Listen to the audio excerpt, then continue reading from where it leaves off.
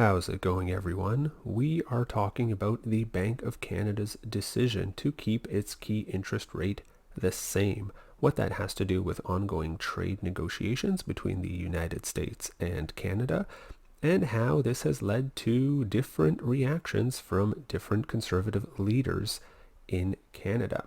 So let's get into it. On Bloomberg, we have the headline, Bank of Canada holds key interest rate, citing some domestic resilience to U.S. trade disruptions. Once we start off on the article, we have more details. Today, the Bank of Canada maintained its key interest rate at 2.75%, the same level it's been since March, citing the continued lack of clarity around tariffs and the outcome of Canada-US trade talks. So here's what that means. When someone takes out a loan, they are borrowing money, and they have to return all of the money that they borrowed plus some on top of that. They're essentially renting money, and there's a cost to renting that money. The extra amount that they have to pay back, that is determined by the interest rate. So if the interest rate is lower, it means it's cheaper and hence easier to borrow money, which means you have more people borrowing more money, which means there's more money circulating around in the system. Now that can be a good thing and a bad thing. The good thing is that businesses and entrepreneurs with more money on their hands can expand their business, can create new businesses, creating more goods and more services for people. People who end up with more money on their hands can use that money, might be able to use that money to buy more things. Now, here's where a lower interest rate could be a bad thing. If there is more money circulating around, then those who are selling goods and services may be able to get away with increasing their prices. And if that happens, then, well, some people might be able to afford the higher prices, but some people might not be able to afford the higher prices. So this process is called inflation. Prices are going up, and because the increase in money supply isn't going to be the same for everybody, some people will be okay with the prices going up, but some people will not be. So lower interest rates is a double-edged sword. The benefit could be a boost to the economy as businesses and entrepreneurs can produce more goods, more services with that extra money. More people can buy more things. But the bad thing is that if you have too much inflation, then actually it'll be more difficult to buy things. So how do you understand? How do you figure out, well, is it going to be a good thing or a bad thing to lower interest rates?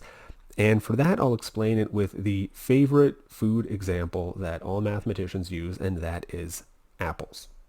Let's say there's some society where an apple costs $1.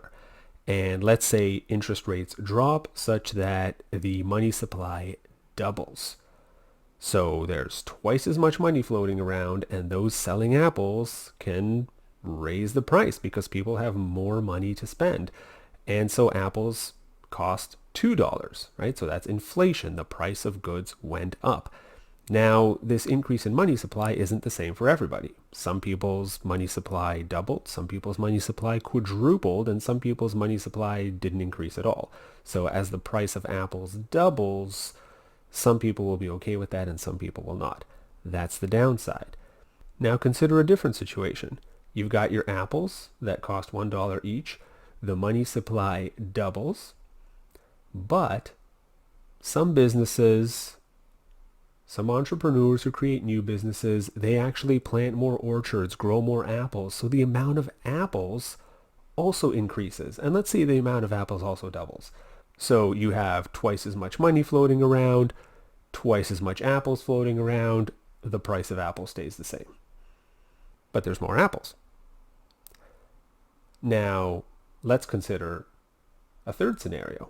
Apples are $1, the money supply doubles, and businesses can use that money to plant so much more orchards, grow so much more apples that the amount of apples actually triples. Okay, so you have twice as much money floating around, but 3 times as much apples, and the price of apples actually goes down in that situation. So you've got cheaper prices. You've got the opposite of inflation. So these 3 scenarios show you how lower interest rates could be a bad thing or a good thing. And what determines what it's going to be is whether businesses, entrepreneurs can find ways to use that extra cash, find ways to use borrowed money in order to create more goods and more services. So the Bank of Canada decided not to lower its interest rate. It kept it the same at 2.75. So it's playing it neutral. It's not sure, seems like it's not sure whether conditions are such that businesses would be able to use the extra cash to produce more goods and services or not. And why is the Bank of Canada not sure about that? Well, because there is a lack of clarity around tariffs and the outcome of Canada-US trade talks. They don't know in what direction these negotiations are going to go. So they don't know if there will be good enough conditions for businesses in Canada to increase their goods and services that they provide enough to counter the risk of inflation that comes with lowering the interest rate. So they did not lower the interest rate. They kept it the same. Now, this led to 2 different reactions from 2 different conservative leaders in Canada, which was pretty interesting. So you have Doug Ford, who is the Premier of Ontario, which is where about 40% of Canada's population is. And he says, "I'm shocked by this decision. As we stare down economic uncertainty that's putting hundreds of thousands of jobs at risk, it's never been more important to stimulate economic growth and keep Canadians working. Rather than wait around and let President Trump's tariffs do even more damage to our economy, the Bank of Canada needs to cut interest rates now."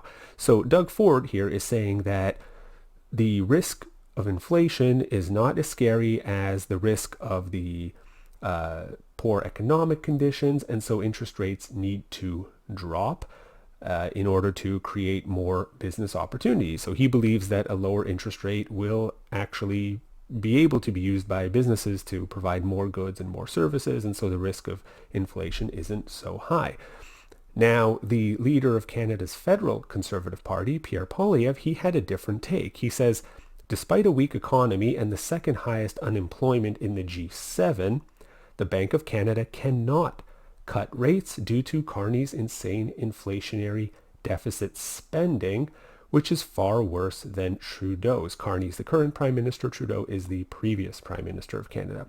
Pierre Poilievre continues, Carney's deficits are worse than Trudeau's, and Canadians are paying the price through higher inflation and interest rates. So here Poilievre is saying that actually the rate should not be lowered because the risk of inflation is way too high.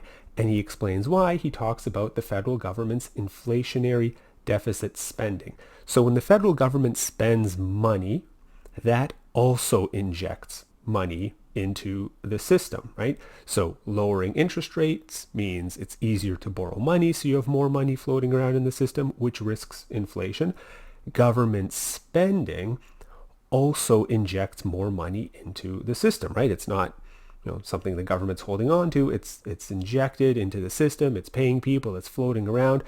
And then you have the same double-edged sword. If the money is spent wisely, such that it results in the production of more goods, more services, well, that could actually benefit people without causing too much inflation.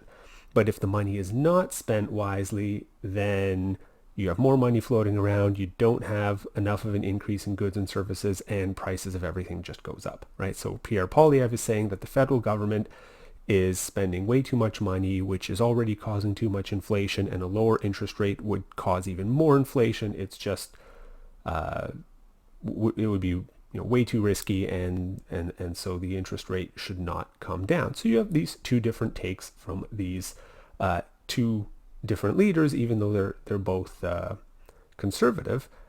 But what's interesting is what they agree on. And what they agree on is that the economy is in trouble, right? Ford is saying the economy is in trouble, so lower the interest rate to boost the economy. Pierre Poilievre is saying, yes, the economy is in trouble, but it's in trouble because of high government spending, well, that being one of the reasons, and lowering the interest rate would create even more inflation on top of what government spending is creating. So I hope that helps people understand the Bank of Canada's decision, what it has to do with ongoing trade negotiations, and the two different reactions from two different conservative leaders. So until next time, enjoy.